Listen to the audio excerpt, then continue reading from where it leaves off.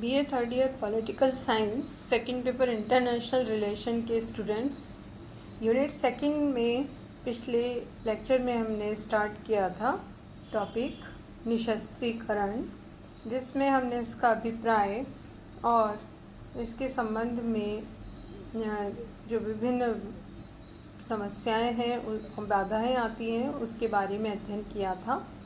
आज हम देखेंगे निशस्त्रीकरण की दिशा में अंतर्राष्ट्रीय स्तर पर अब तक किस किस प्रकार से प्रयास किए जाते रहे हैं।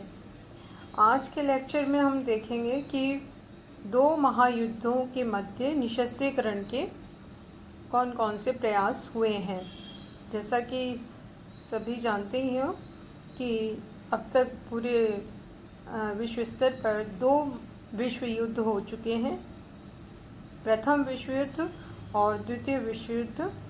प्रथम विश्व युद्ध के बाद अंतर्राष्ट्रीय शांति और सुरक्षा के उद्देश्य को लेकर राष्ट्र संघ नामक अंतर्राष्ट्रीय संगठन का गठन किया गया था और उसके अंतर्गत काफ़ी प्रयास निशस्त्रीकरण की दिशा में किए गए और उसके बाद ये सफल पूर्ण रूप से नहीं हुए और द्वितीय विश्व युद्ध हुआ। तो आज का हमारा जो चर्चा का विषय वो ये है कि प्रथम विश्व युद्ध और द्वितीय विश्व युद्ध, ये जो दो विश्व युद्ध हुए हैं, दो महायुद्ध हुए हैं, इनके मध्य निशस्त्रीकरण के लिए क्या क्या प्रयास किए जाते रहे हैं। जैसा मैंने बताया कि अंतर्राष्ट्रीय संगठन राष्ट्र संघ का निर्माण हुआ था प्रथम विश्व युद्ध जब समाप्त हुआ, और राष्ट्र संघ के तत्वाधान में विभिन्न प्रयास किए गए थे ताकि विश्व से शस्त्रीकरण की होड़ या शस्त्रीकरण की प्रतिस्पर्धा खत्म हो सके, शस्त्रों की कटौती की जा सके और विश्व में शांति और सुरक्षा कायम की जा सके। इसी तत्वाधान में पेरिस शांति समझौता हुआ था और ये जो शांति समझौता था, इसमें जर्मनी, ऑस्ट्रिया, हंगरी की स्थलीय और जलीय सैन्य शक्तियों को सीमित किया गया था। दूसरा, राष्ट्रसंघ जो जब गठित हुआ तो उसके संविधान की 8वीं धारा, इसमें भी शांति स्थापित करने के लिए योजना बनाने का कार्य एक काउंसिल को सौंपा गया था ताकि विश्व में शस्त्रों की होड़ को कम किया जा सके और विश्व शांति की दिशा में प्रयास किए जा सके। 1920 का स्थायी परामर्शदाता आयोग भी इसी दिशा में एक प्रयास था और इसके तत्वाधान में भी नवंबर 1920 में इसके संघ की असेंबली ने राजनीतिक, सामाजिक, आर्थिक क्षेत्रों में विशेषज्ञ समझे जाने वाले 6 सिविलियन व्यक्ति बढ़ाकर अस्थायी मिश्रित आयोग के रूप में इसका पुनर्निर्माण किया था। इसका उद्देश्य भी था कि शस्त्रों की होड़ को कम करना। 1923 में पारस्परिक सहायता संधि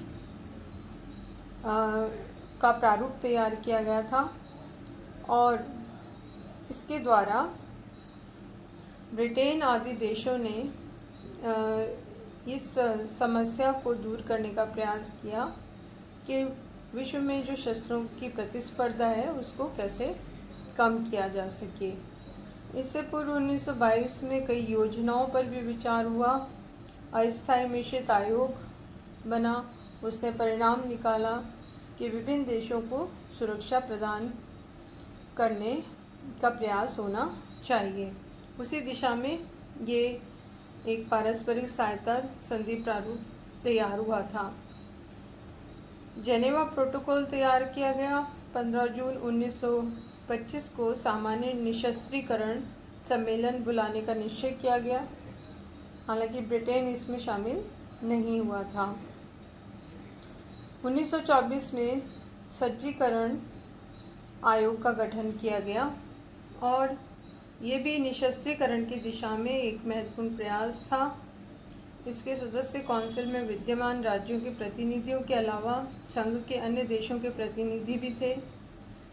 संघ के सदस्य न होते हुए भी अमेरिका, सोवियत संघ और जर्मनी के प्रतिनिधियों को आमंत्रित किया गया था और ये आयोग निशस्त्रीकरण के मतभेदों को सुलझाने का प्रयास कर रहा था, लेकिन 7 बैठकों में भी ये कोई समाधान नहीं निकला। 6 नवंबर 1930 को इस आयोग का 7वां अधिवेशन हुआ जो अंतिम था और 9 दिसंबर 1930 को एक योजना का मूल प्रस्ताव पास किया गया था और इसमें 60 धाराएं थी, जैसे कि स्थलीय युद्ध की रण सामग्री पर बजट पर नियंत्रण किया जाना, सैनिकों की संख्या को नियंत्रित किया जाए, अनिवार्य सैन्य सेवा के वर्षों की अवधि घटाई जाए, नौसैनिक जहाज़ों पर 1922 के वाशिंगटन सम्मेलन और 1930 के लंदन सम्मेलन की व्यवस्थाओं को लागू किया जाए, हवाई अस्त्रों और अश्वशक्ति के आधार पर उसे नियंत्रित किया जाए, रासायनिक और जीवाणु फैलाने वाले युद्धों को रोका जाए, एक स्थायी निशस्त्रीकरण आयोग स्थापित किया जाए। इसी प्रकार एक और प्रयास था 1932 का निशस्त्रीकरण सम्मेलन जो जेनेवा में हुआ 3 फरवरी 1932 को। इसमें 57 देशों के प्रतिनिधियों ने भाग लिया और शंघाई में जापान की चीन के विरुद्ध लड़ाई चल रही थी और सम्मेलन में 232 प्रतिनिधि थे। उन्होंने 337 प्रस्ताव लाने का काम किया।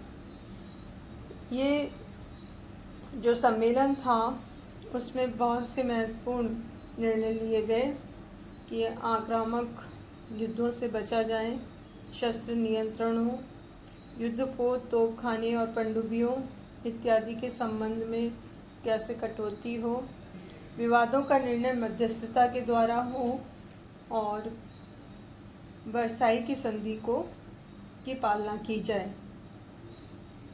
फ्रांस जर्मनी की मांग का विरोधी था। जर्मनी और फ्रांस के मध्य विरोधी दृष्टिकोण से इसमें गतिरोध भी हुआ। जर्मनी के हिटलर के अभ्युदय के बाद 1933 को जर्मनी ने निशस्त्रीकरण से अपने आप को पृथक करने की घोषणा कर दी और इस प्रकार बिना सफलता के निशस्त्रीकरण सम्मेलन जेनेवा का समाप्त हो गया। इसकी अंतिम बैठक 29 मई 1993 को हुई थी। इस सम्मेलन की सफलताओं को ज़्यादा नहीं बताया जा सकता और इसमें कई कमियां रहीं और ये कुल मिलाकर असफल रहा।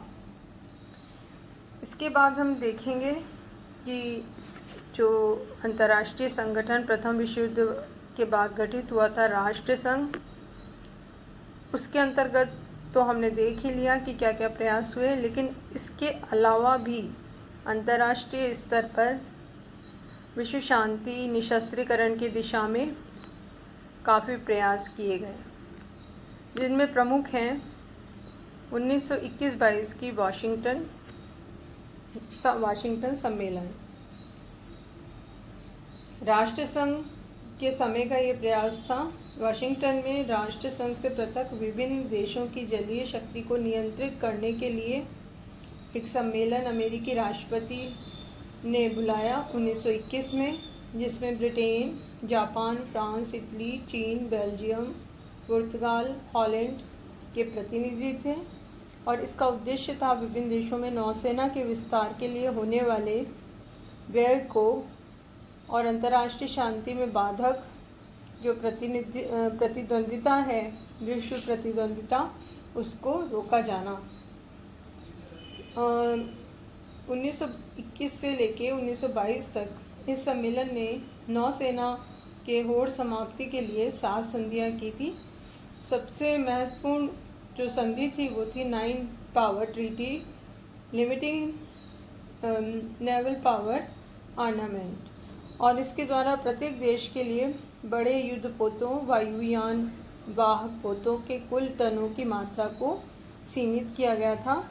वायु और स्थल सेना को घटाने का कोई समझौता इसमें नहीं हो पाया था और युद्धपोतों के निर्माण की होड़ को समाप्त करने की बात कही गई थी। दूसरा जो राष्ट्र संघ से अलग एक और प्रयास हुआ 1927 में, वो था जेनेवा सम्मेलन।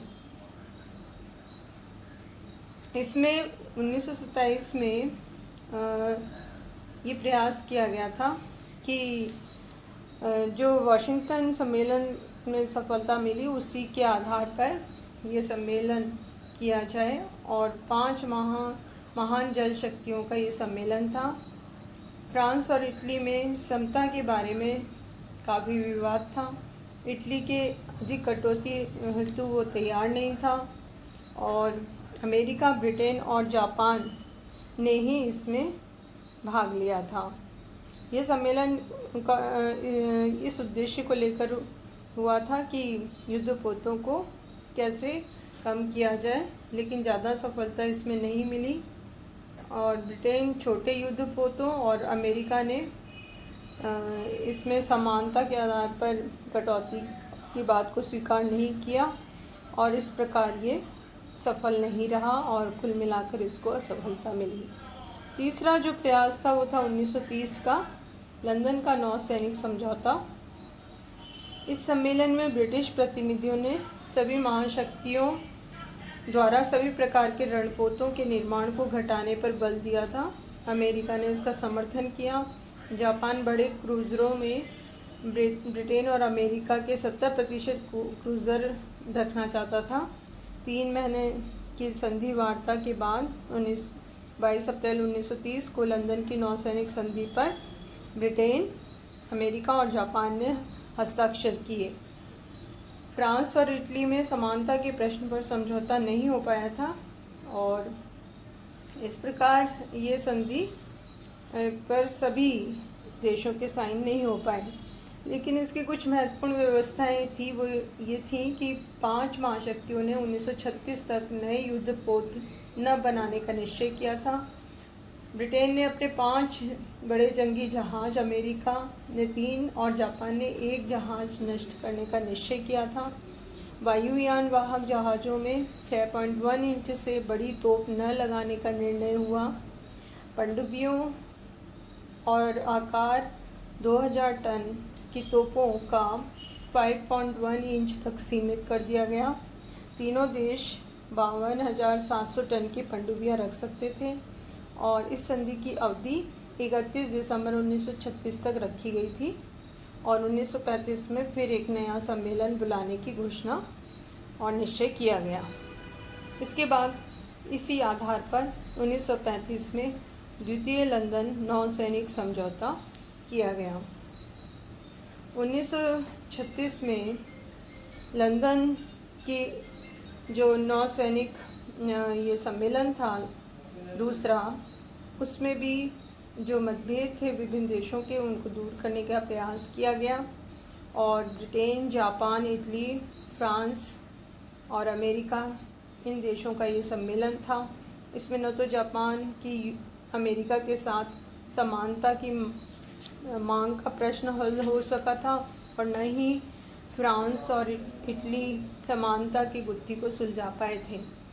जापान ने ये सम्मेलन छोड़ दिया, और 1936 को इस संधि पर केवल अमेरिका, ब्रिटेन और फ्रांस ने ही साइन किए। इटली ने एबिसीनिया युद्ध के समय लगाए गए आर्थिक प्रतिबंधों के कारण इसमें साइन नहीं किए थे।